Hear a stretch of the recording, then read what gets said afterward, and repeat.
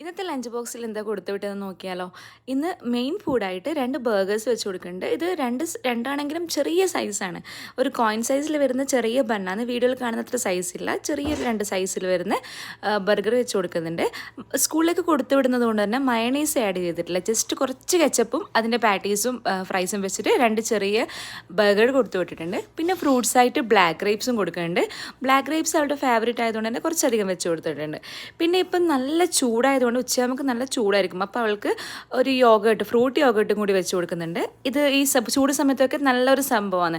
ഐസ്ക്രീമൊക്കെ ഇപ്പോൾ വാങ്ങിച്ചു കൊടുക്കുന്നതിനേക്കാളും കുറച്ചും കൂടി ബെറ്റർ ആയിരിക്കും ഈ ഫ്രൂട്ടി യോഗേർട്ട് വാങ്ങിച്ചു കൊടുക്കുന്നതാണ് എനിക്ക് തോന്നുന്നത്. ഞാനിപ്പോൾ അങ്ങനെയാണ് ചെയ്യാറ്.